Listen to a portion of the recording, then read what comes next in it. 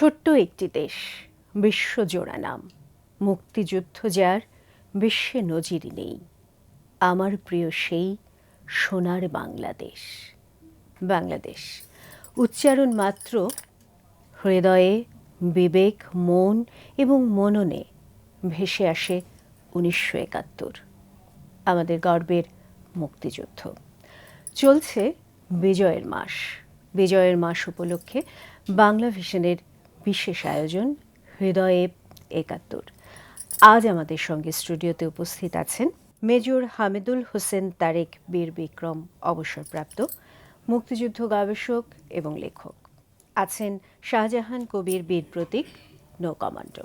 আপনাদের দুজনকেই সশ্রদ্ধ সালাম এবং কৃতজ্ঞতা জানাচ্ছি আমাদের এই আয়োজনে আপনাদের ব্যস্ত সময়ের মাঝেও সময় দেবার জন্য।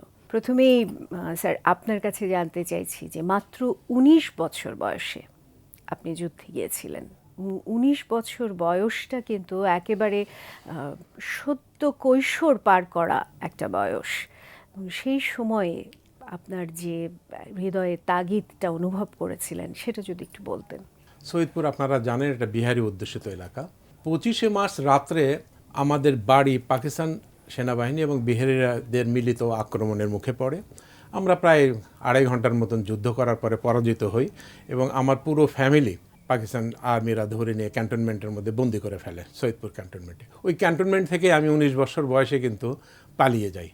ওই পাকিস্তানিদের ক্যাপটিভিটি থেকে পালিয়ে যাই, মুক্তিযুদ্ধে যোগদান করি। আমার 7 সেক্টর, যেটা আপনার দিনাজপুর, রংপুর, বগুড়া মিলে কিছু অংশ মিলে ছিল। এবং প্রথমে যে ক্যাম্পটা আমরা তৈরি করি সেই ক্যাম্পটার নাম ছিল কাটলা মুক্তিযোদ্ধার ক্যাম্প, যে ক্যাম্পের কমান্ডার ছিলেন আজকের major general LMA Fazlur Rahman, যাদের সবাই বাংলায়। আমি সেই ক্যাম্পেরই 2IC ছিলাম, মানে সেকেন্ড ইন কমান্ড।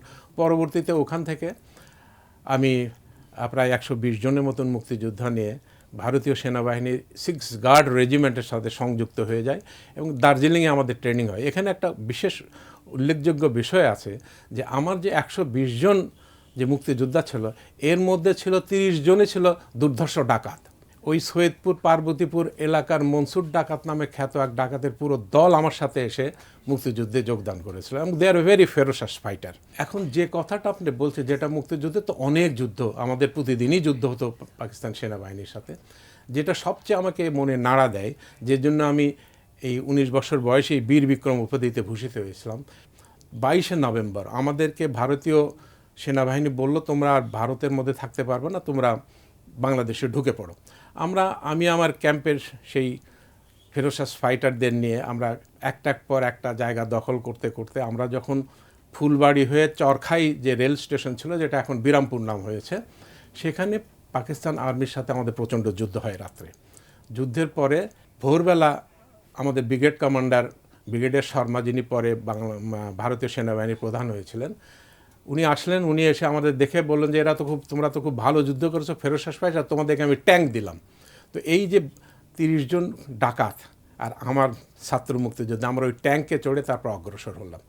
আমরা ওখান থেকে যখন নবাবগঞ্জে আসলাম, কারণ আমাদের উদ্দেশ্য ছিল আমরা রংপুর হয়ে পলাশবাড়ি হয়ে বগুড়া হিট করব। তো ট্যাঙ্ক নিয়ে যখন নবাবগঞ্জে আসলাম, তখন নবাবগঞ্জে এসে ট্যাঙ্কের পাশে বসে চা খাচ্ছি, হঠাৎ দেখি গ্রামের লোকজন এসছে। তারা তো বুঝতে পেরেছে মুক্তিযুদ্ধ। হঠাৎ একটা ছেলে এসে বলল, আপনি তো মুক্তিযুদ্ধের কমান্ডার? আমি বলছি হ্যাঁ। বলে, আমি এখনই মানে পলাশবাড়ি পীরগঞ্জের ওদিক থেকে আসছি, আমি দেখি যে অনেক পাকিস্তান আর্মি ৩-৪টা গাড়ি এসছে, গাড়িতে পতাকা লাগানো। তো তখন আমার পাশে আমার যে কমান্ডিং অফিসার ছিল 6 গার্ড রেজিমেন্টের, উনি ছিলেন লেফটেন্যান্ট কর্নেল VK দত্ত, তারপরে ব্রিগেডিয়ার শর্মা, ব্রিগেড কমান্ডার। ওনারা বললো, নিশ্চয়ই তুমি এখানে, তারা কোনো বড় ধরনের অফিসাররা এসছে, তো তুমি তো এলাকা চেনো, অ্যাম্বুশ করে ফেলো। তো আমি তখন আমার এই মুক্তিযোদ্ধাদের নিয়ে আস্তে আস্তে হেঁটে হেঁটে পীরগঞ্জের কাছে চলে আসলাম। এসে একটা রোড বেন্ডের মধ্যে আমি অ্যাম্বুশ লাগালাম। যে ছেলেটা আমাকে খবর দিয়েছিল, ওরে একটা দূরে গাছের উপরে বসাই দিয়ে বললাম, তুমি যখন দেখবা মানে গাড়ি আসতেছে পাকিস্তান, এই গামছা নাড়াতে থাকবা। তখন তো আর এত কমিউনিকেশন ছিল না। বসে আছি ধৈর্য ধরে বসেছি। অ্যাম্বুশে তো ধৈর্য ধরেই বসে থাকতে হয়। পরীক্ষা ঠিক মাগরিবের আগে আগে দেখি গামছা খুব নড়তেছে, তার মানে কনভয় ইজ কামিং, কেউ আসছে। আমরা তো প্রস্তুত। তখন দেখি যে প্রথমে আসলো 3টা জিপ, 3টা জিপের পরে 2টা মানে ট্রাক ভর্তি পাকিস্তানি সোলজার। ওরা যখনই আমার ফায়ারিং রেঞ্জের মধ্যে আসছে আমরা ফায়ার শুরু করেছি। ফায়ার শুরু করার সাথে সাথে 2টা জিপ সাথে সাথে পড়ে গেল। একটা জিপ ঘুরাতে চাইলো কিন্তু পারল না। ইতিমধ্যে আমরা ফায়ার করে তাদের ঘিরে ফেলেছি এবং ওরাও কিন্তু ট্রাক থেকে নেমে আমাদের সাথে ফায়ার শুরু করেছে। তো ফায়ার যখন এরকম এক্সচেঞ্জ হচ্ছে তখন তো অলরেডি সন্ধ্যা হয়ে গেছে। কিছুক্ষণ পর দেখি তারা ফায়ার বন্ধ করে দিল। তাহলে একেবারে একটা সাকসেসফুল অপারেশন ছিল এবং এই যে এখনো তো operation হয়ই নাই। সাসপেন্স থাকলো, আমরা আবার গল্পটা শুনবো আপনার কাছ থেকে। তার আগে একটু নদীপথের গল্পও কিছু শুনি। স্যার, আপনি তো একেবারে নৌ কমান্ডো হিসেবে কাজ করেছেন এবং যতটুকু জানি যে পাকিস্তানিরা নদীপথকে খুব ভয় পেত, তারা সাঁতার জানতো না, আমরা নদীমাতৃক দেশের মানুষ। তো গল্পগুলো যদি একটু বলতেন সেই সময়ের। আমি 1971 সালে 25শে মার্চ তো ঢাকা টাউনে যেই গণহত্যা হলো আমি তো সচক্ষে দেখছি। 27 তারিখে যখন কারফিউ একটু শিথিল হলো তখন আমরা ঢাকার থেকে বেরিয়ে যাই, তখন গ্রামের বাড়িতে চলে যাই। গ্রামের বাড়িতে চলে গেছি আপনার নৌকা দিয়া, তখন তো লঞ্চ সব বন্ধ ছিল। আমি তো অ্যাকচুয়ালি গ্রামে লেখাপড়া করছি, আমার বন্ধুবান্ধব যারা আসলো চাঁদপুর কলেজে পড়ে তাদের সঙ্গে যোগাযোগ করলাম। দেশের যে পরিস্থিতি, আমরা মুক্তিযুদ্ধে যাওয়ার দরকার, যেহেতু আমরা শুনতেছি ওখানে বিভিন্ন ক্যাম্প হয়েছে। তখন আমরা 13 জন একত্র হইলাম। এপ্রিল মাসের 13 তারিখে আমরা বাড়ির থেকে রওনা দিই। যে আমার ছোট ভাই, আমরা যখন রওনা দিব তখন সে বলে আমিও মুক্তিযুদ্ধে যাব। সে তখন ঢাকা কলেজে পড়ে ইন্টারমিডিয়েটে। তখন মা তো ভীষণ, সে ছোট ছেলে পরিবারের ভিতর, মা ভীষণ কান্নাকাটি। তখন বাবা বলল, মাকে ধমক দিল, তারও যাওয়া উচিত। তখন তাকে নিয়ে গেলাম। আমরা প্রথম গেলাম আগরতলা, গেরিলা ট্রেনিং নিলাম। সেখানে হাতিমারা ক্যাম্প, একটা প্রাইমারি স্কুল ভাঙ্গাচূড়া। আমরা রাত্র 9টা না 10টার দিকে আমরা ওখানে গিয়া পৌঁছলাম। পরের দিন আমরা আমাদের দিয়ে আবারই ক্যাম্পগুলো এগুলো তৈরি করলো, নতুন বাস টাস কাইটা টেটা। আমরা সেখানে 1 মাস ট্রেনিং নিলাম। ট্রেনিং পর্যায়ে ছিল। ট্রেনিং পর্যায়ে তো এখন মে মাসের প্রথম দিক দেওয়া, তখন মনে হয় 7-8 তারিখ হবে। একদিন রাত্র 12টার সময় আমাদের এখানে ইমার্জেন্সি বেল বাইরানো হলো, আমরা হুইসেল দিল, তো আমরা সব মাঠে একত্র হইলাম। তখন সেখানে ইন্ডিয়ান নৌবাহিনীর এবং আমাদের বাঙালি সাবমেরিনার ছিল 8 জন। তারা ফ্রান্সের থেকে মুক্তিযুদ্ধে পাকিস্তান পক্ষ ত্যাগ করে তারা ভারতে আসছে। তাদের মাধ্যমে নৌ কমান্ডো বাহিনী একটা গঠন করবে, যেহেতু নদীমাতৃক দেশ। তখন আমাদের বলল, বাঙালি যে সাবমেরিনার ছিল রহমতুল্লাহ, ওনার বাড়ি খুলনা, এটা সুইসাইড স্কোয়াড একটা হবে, যারা দেশের স্বাধীনতার জন্য আত্মহতি দিতে প্রস্তুত। বিশেষ করে চট্টগ্রাম, মংলা, চাঁদপুর, নারায়ণগঞ্জ এই এলাকার লোক যারা সাঁতার জানে, কলেজ ইউনিভার্সিটিতে যারা পড়ে, তারাই তোমরা এখানে ভিন্ন দাঁড়াও। তা আমরা এখানে প্রায় 500-র মতো লোক ছিল, মানে একেবারে জীবন দিতে যারা প্রস্তুত, হ্যাঁ, তারাই শুধু অংশ নেবে। তাহলে আমরা ওইখান থেকে আমাদের প্রায় 30 জন এখানে টিকলরি। স্যার, আপনারা তো ধীরে ধীরে প্রস্তুত হচ্ছেন যে একেবারে মুক্তিযুদ্ধের জন্য, এবং নিশ্চয়ই এমন কোনো স্মৃতি আছে যেটা এখনও আপনার হৃদয়কে আলোড়িত করে, সেটা আমরা শুনবো। তার আগে একটু বিরতিতে যাচ্ছি। প্রিয় দর্শক, হৃদয়ে 71 বাংলা ভিশনের বিজয়ের মাস উপলক্ষে বিশেষ আয়োজন নিচ্ছি ছোট্ট একটা বিরতি। বিরতির পর আমরা আবারও ফিরে আসব। বিশ্বাস আপনারা আমাদের সাথেই থাকবেন।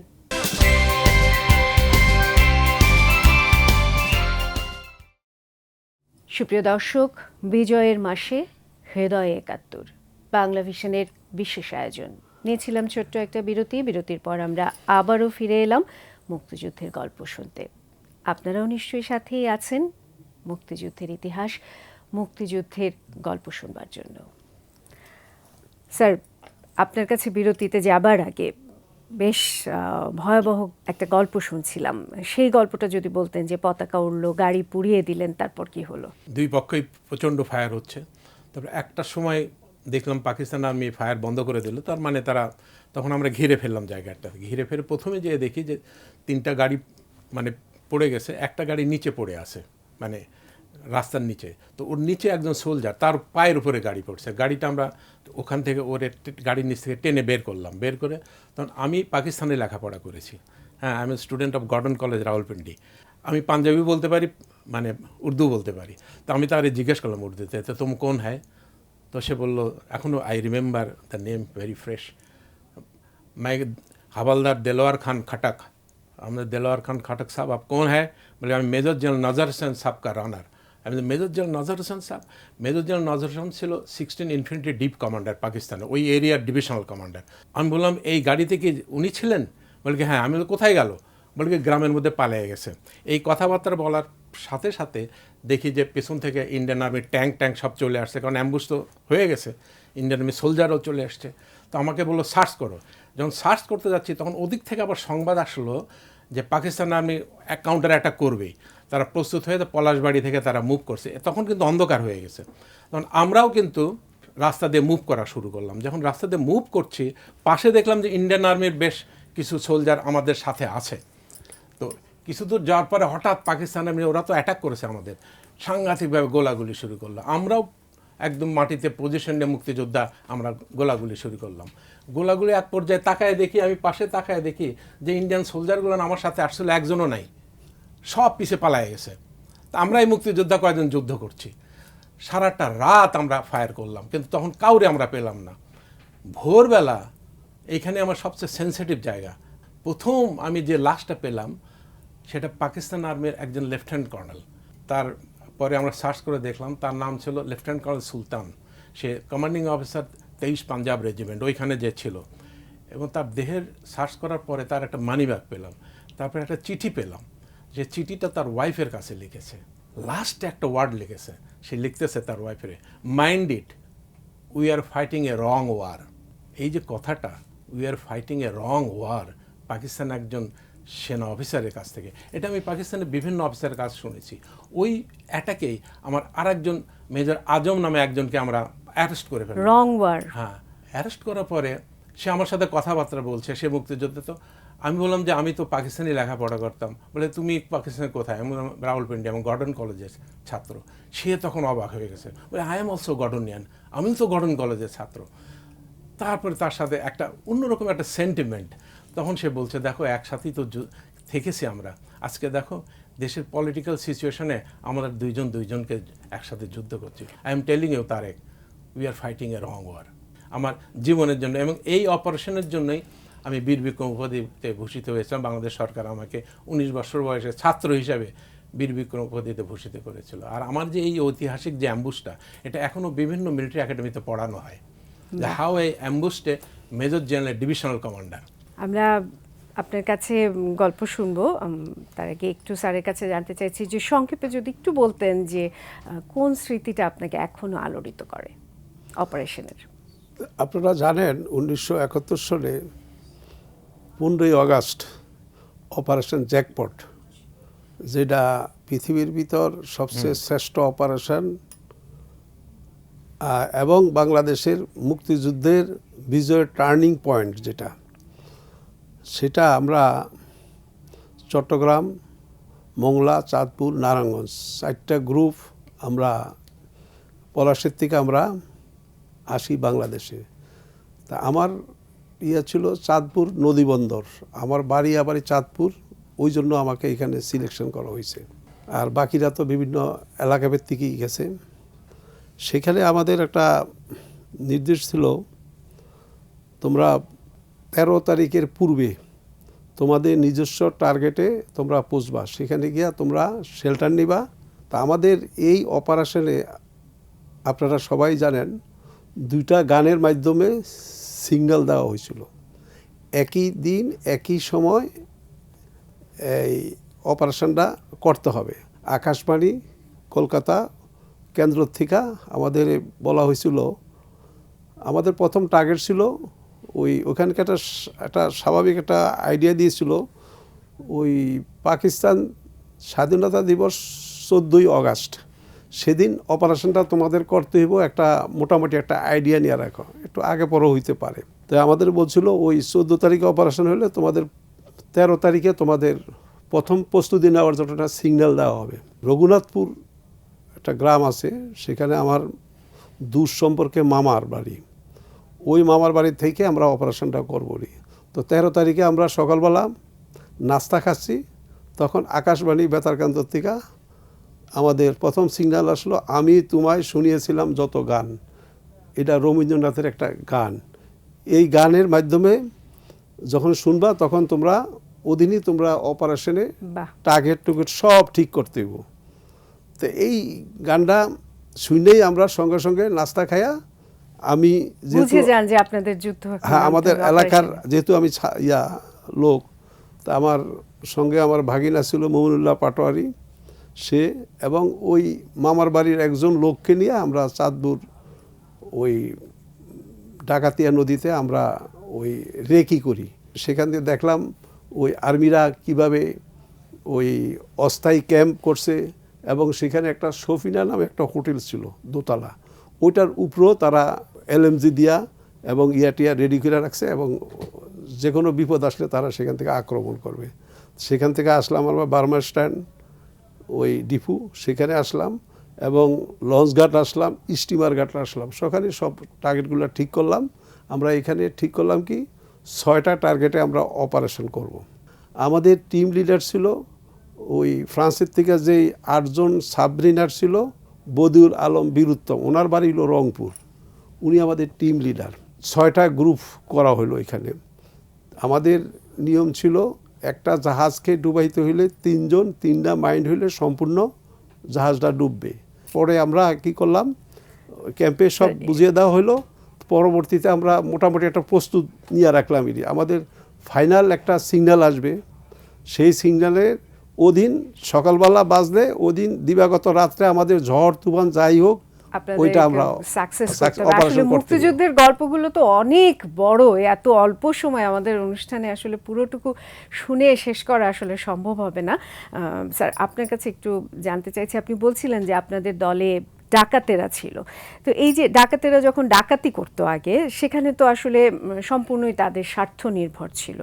তো কিন্তু পরবর্তীতে তারা যখন মুক্তিযুদ্ধে অংশ নেন, তাদের ভেতরেও তো একটা নৈতিক পরিবর্তন হলো। তারা যে যুদ্ধটা করছে, শক্তিটা দিচ্ছে সেখানে কিন্তু আসলে স্বার্থটা তাদের ব্যক্তিগত ছিল না, ছিল দেশের জন্য। এই যে নৈতিক পরিবর্তনের বিষয়গুলো, এগুলো তো খুব কাছ থেকে দেখেছেন, একটু যদি বলতেন। যে ডাকাত দল আমার সঙ্গে যোগদান করেছিল, এরা তো ফেরোসাস ডাকাত দল ছিল, ঠিক আছে না? কিন্তু দেখেন, দেশের ডাকে তারা কিন্তু তাদের ওই পেশা ত্যাগ করে দেশকে স্বাধীন করার জন্য তারা কিন্তু আবার দেশের ডাকে চলে এসেছে। তার মানে আসলে নৈতিক পরিবর্তন সম্ভব সম্ভব সম্ভব ঠিক আছে না? যেমন শুধু ডাকাত কেন, আমি যদি সময় থাকে ছোট্ট একটা গল্প বলি। একদিন ক্যাম্পে বসে আছি, হঠাৎ একটা বাচ্চা কাঁদতেছে, দেখি একটা বাচ্চা ছেলেকে আমাদের মুক্তিযোদ্ধা মারতেছে। তো সবাই বললে এ চোর, আমরা চিনি চুরি করে। তো যাই হোক, ও বললো যে আমি স্যার আমার বাবারে মেরে ফেলছে, আমার বাবাও চোর ছিল, আমি যুদ্ধ করতে আসছি। একটা অপারেশনে ছেলেটাকে নিয়ে গেলাম আমি, ঠিক আছে? ওকে একটা রাইফেলও দেওয়া হয়েছিল। তো ওইখানে আমরা পাকিস্তান আর্মি একটা ক্যাম্প আক্রমণ করে, একটু মোহনগঞ্জে, ফুলবাড়ি, দিনাজপুরে। তো ওখানে আক্রমণ করতে যে ইন্ডিয়ান আর্মি মেজর সাহেব আমার সাথে গিয়েছে, ওদের সোলজার নিয়েছে, আমিও গিয়েছি। কিন্তু সামনে যে ইন্ডিয়ান আর্মি মেজর সাহেব আর যাচ্ছে না, পাকিস্তান আর্মির ক্যাম্প, ওর নাম ছিল সোলাইমান বলে, আমার মনে হয় স্যার এই ইন্ডিয়ান আর্মি মেজর সাহেবের সাহসটা একটু কম, যাচ্ছে না সামনে। তো কথা বলতেছি, হঠাৎ ও বললো যে আপনি রাখেন আমার রাইফেল, আমি যাই। সে দৌড়ে চলে গেল। ইন্ডিয়ান আর্মি মেজর সাহেব বলে, আরে এখানে তো মেরে ফেলবে এক্ষুনি, এখানে মাইন্ড ফিল্ড লাগানো আছে। আমার মনে করি বাচ্চাটা চলে গেল। আচ্ছা, 45 মিনিট পরে দেখি সে চলে আসছে। হ্যাঁ, আসার সময় তার হাতে দেখে ট্রানজিস্টার আর কাঁধের মধ্যে 2টা রাইফেল। আমার দেখে বলে, স্যার কিছু মনে করবেন না তো? আমি চোর মানুষ তো, বাংকারের মধ্যে ঢুকে ট্রানজিস্টারটা দেখছি স্যার, চুরি করে লইছে, কিছু মনে করেন না স্যার।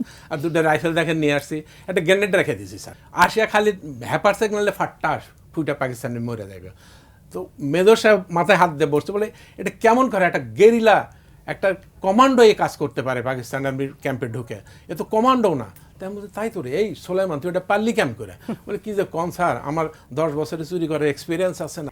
আসলে এই নিঃস্বার্থভাবে দেশকে ভালোবাসা সম্ভব, আপনাদের মতো মানুষরা পথিকৃৎ, এবং পরবর্তী প্রজন্মও তার ধারাবাহিকতায় বিভিন্ন সময়ে দেখিয়েছে যে তারাও আসলে নৈতিকভাবে স্ট্রং। এবং আপনাদেরকে অনেক অনেক ধন্যবাদ। আমরা শেষ করব একটা বৃন্দ আবৃত্তি দিয়ে, বৈকুণ্ঠ আবৃত্তি একাডেমির। আপনাদেরকে অনেক ধন্যবাদ এবং কৃতজ্ঞতা। আপনাকে অনেক অনেক ধন্যবাদ। সুপ্রিয় দর্শক, হৃদয়ে ৭১ বিজয়ের মাসে বাংলা ভিশনের বিশেষ আয়োজন আজকের মতো এখানেই শেষ করছি, তবে শেষেও থাকবে রেশ। চলুন বৃন্দ আবৃত্তি শুনি বৈকুণ্ঠ আবৃত্তি একাডেমির বৃন্দ পরিবেশনায়। ভালো থাকবেন সকলে, হৃদয়ে, বিবেক এবং মননে ৭১কে ধারণ করে। আমি কিংবদন্তির কথা বলছি, আমি আমার পূর্বপুরুষের কথা বলছি।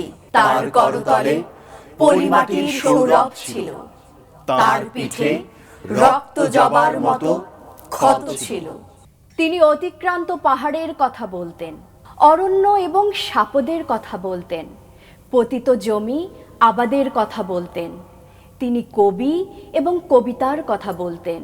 জিহ্বায় উচ্চারিত প্রতিটি সত্য শব্দ কবিতা, কর্ষিত জমির প্রতিটি শস্য দানা কবিতা। যে কবিতা শুনতে জানে না সে ঝড়ের আর্তনাদ শুনবে, যে কবিতা শুনতে জানে না সে দিগন্তের অধিকার থেকে বঞ্চিত হবে, যে কবিতা শুনতে জানে না সে আজন্ম কৃতদাস থেকে যাবে। আমি উচ্চারিত সত্যের মতো স্বপ্নের কথা বলছি, উনুনের আগুনে আলোকিত একটি উজ্জ্বল জানালার কথা বলছি। আমি আমার মায়ের কথা বলছি। তিনি বলতেন, প্রবহমান নদী যে সাঁতার জানে না তাকেও ভাসিয়ে রাখে। যে কবিতা শুনতে জানে না সে নদীতে ভাসতে পারে না, যে কবিতা শুনতে জানে না সে মাছের সঙ্গে খেলা করতে পারে না, যে কবিতা শুনতে জানে না সে মায়ের কোলে শুয়ে গল্প শুনতে পারে না। আমি কিংবদন্তির কথা বলছি, আমি আমার পূর্বপুরুষের কথা বলছি। আমি বিচলিত স্নেহের কথা বলছি, গর্ভবতী বোনের মৃত্যুর কথা বলছি। আমি আমার ভালোবাসার কথা বলছি। ভালোবাসা দিলে মা মরে যায়, যুদ্ধ আসে, ভালোবেসে মায়ের ছেলেরা চলে যায়। আমি আমার ভাইয়ের কথা বলছি। যে কবিতা শুনতে জানে না সে সন্তানের জন্য মরতে পারে না। যে কবিতা শুনতে জানে না সে ভালোবেসে যুদ্ধে যেতে পারে না। যে কবিতা শুনতে জানে না সে সূর্যকে হৃৎপিণ্ডে ধরে রাখতে পারে না। আমি কিংবদন্তির কথা বলছি, আমি আমার পূর্বপুরুষের কথা বলছি। তার পিঠে রক্ত জবার মতো ক্ষত ছিল, কারণ তিনি কৃতদাস ছিলেন। আমরা কি তার মতো কবিতার কথা বলতে পারবো? আমরা কি তার মতো স্বাধীনতার কথা বলতে পারবো?